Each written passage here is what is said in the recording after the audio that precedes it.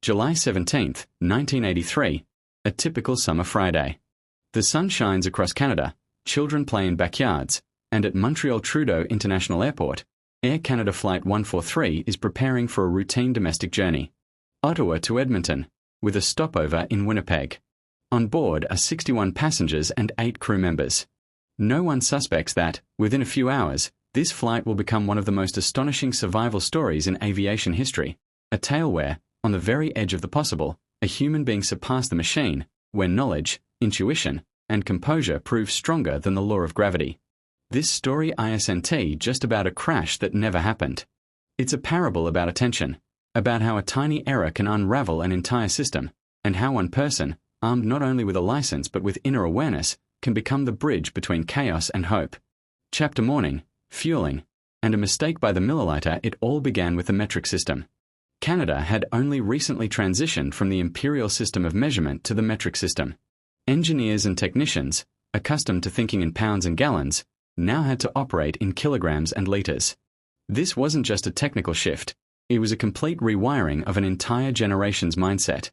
The Boeing 767-200 was Air Canada's newest aircraft, freshly introduced into the fleet. It had no analog fuel gauges, only a digital system. But on that day, due to a faulty fuel quantity indicator, the refueling calculation had to be done manually. The technician calculated that 22,300 kilograms of fuel were needed for the flight to Winnipeg and onward. However, he accidentally used the conversion formula for pounds instead of kilograms. As a result, only 22,300 pounds, equivalent to 10,128 kilograms, less than half the required amount, were pumped into the tanks. Captain Robert Pearson, a 48-year-old aviation veteran with 15,000 flight hours, knew nothing of this. He trusted the system, as did everyone else. The aircraft taxied onto the runway with a quiet engine hum. Passengers joked, read newspapers, and thought about meetings and errands. No one knew that inside the fuselage lay emptiness. The fuel was draining faster than it should. And the silence that was about to descend would not be in the cockpit, but in the hearts of those flying above the clouds. Chapter the silence that shouldn't be at 41,000 feet over northern Manitoba, the Boeing 767 suddenly ceased to be an airplane. First, a warning chime sounded, soft, almost courteous. Then one engine flamed out. 60 seconds later, the second followed. The cockpit lit up with a red message. Fuel pressure, low. We're out of fuel? Asked First Officer Maurice Quintal, staring at the displays. That's impossible, Pearson replied. We just refueled. But instruments don't lie. The intakes fell silent. Electrical power switched to backup batteries. Hydraulic pressure dropped. The 60-ton Boeing 767 became a giant aluminum glider. In the cabin, passengers began noticing oddities. The air conditioning shut off, the lights dimmed. Someone looked out the window and saw the aircraft wasn't diving, but gliding, silently losing altitude. A flight attendant entered the cockpit. What's happening? We're working on it, Pearson said calmly. But he already knew. The solution wouldn't come from a screen. It would come from the sky. Chapter the glider pilot in the captain's seat. Robert Pearson wasn't just a pilot. Before joining commercial aviation, he'd flown gliders. He'd competed in soaring championships. He knew how to keep an aircraft airborne without an engine, not just with numbers, but with his body, his instincts. We're going to glide, he told Quintal. Find the nearest runway. The closest airport was Winnipeg, 104 kilometers away. They wouldn't make it. Quintal scanned alternatives. Small airstrips, military bases, even highways. Then a name appeared on the chart. Gimli, a former Royal Canadian Air Force base, now converted into a racetrack. It had a long runway. But it was decommissioned. Well, try it, Pearson said. He began calculating the glide path in his mind. No computer, no autopilot. Just vision, experience, and an inner geometry of space. The aircraft lost 2,000 feet per minute. Passengers fell silent. Some wept. Children clung to their parents. And in the cockpit, 2 men guided a 60-ton bird through emptiness toward the only hope. Chapter Gimli. Hell on earth as the Boeing 767 approached Gimli. It was a Saturday morning family day on the ground. At the former airbase, A car rally was underway. Dozens of vehicles, families, children, barbecues. No one had any idea that a falling airliner was headed straight for them. Pearson saw it from the cockpit. "There are people down there," Quintal exclaimed. "We have no choice," Pearson replied. "We're landing."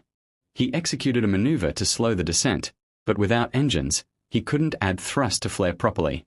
His only option was the forward slip, a technique familiar to glider pilots. A steep, skidding turn that sacrifices altitude for control. He performed it flawlessly. The aircraft lined up on final approach. The runway lay ahead, but it wasn't empty. Cars. People. A child's bicycle near the edge. Pearson made a decision. Land on the upper half of the runway, hoping the lower section was clear. Chapter touchdown at 8:42 a.m. The Boeing 767 touched down. The nose landing gear failed to deploy. There wasn't enough hydraulic pressure. The plane landed on its rear wheels and belly. Sparks erupted from beneath the fuselage.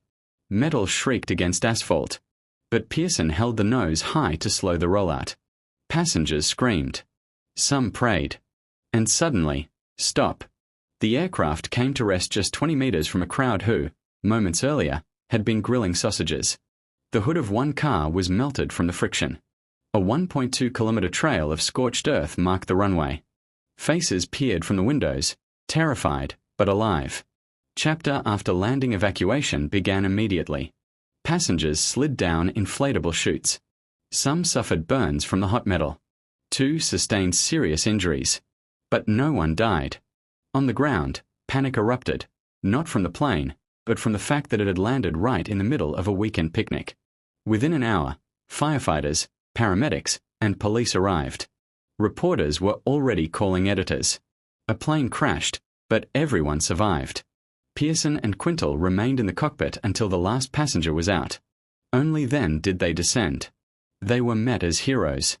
But all they could think was, how did this happen? Chapter. Investigation and lessons. The investigation revealed the cause. A human error in unit conversion. Air Canada implemented strict protocols for metric system adoption. Redundant checks, enhanced training, and automated calculation tools. Pearson and Quintal were temporarily grounded, not for fault, they were blameless, but because the airline feared their actions might encourage improvisation. Yet over time, they were reinstated. Their story became required reading in emergency flight training manuals. The aircraft earned the nickname Gimli Glider. It continued flying for another 25 years before being retired in 2008. Chapter The Philosophy of Falling, but behind the technical details lies a profound human story. Pearson didn't just fly. He listened, to the machine, to the air, to time itself. He didn't panic. He didn't wait for a miracle. He acted, relying on something long thought irrelevant. The instincts of a glider pilot, sharpened by years of silent flight. This flight became a metaphor for many. Sometimes, to survive, you must stop being who you think you are, and remember who you truly were. The pilot who once soared over fields on motorless wings now repeated that feat with a passenger-filled airliner. Chapter. A letter from a passenger years later. One passenger wrote to Pearson. You didn't just land a plane. You restored my faith that a human being can master chaos. Since that day, I'm no longer afraid of falling, because I know there are those who can turn a fall into flight. Pearson kept that letter above his desk for the rest of his life. Chapter Legacy. The story of Flight 143 is more than a technical anomaly. It's a hymn to attention, humility, and mastery. In an age of total automation, where Ari makes decisions for us, this story reminds us. The human is not a backup system. The human is the center. When machines fall silent, it is the human who must speak, not with words, but with action. Epilogue. Today, in the Canada Aviation and Space Museum, a model of the Boeing 767 stands on display. Beneath it reads, "A thank you to those who remember that behind every instrument is a human being, and behind every decision is a choice." And in the small town of Gimli, at the side of the former runway, a monument stands, not to the aircraft, not to the pilots, but to the moment when hope defied gravity. Because sometimes, a miracle isn't a violation of physics. A miracle is when a human being does everything possible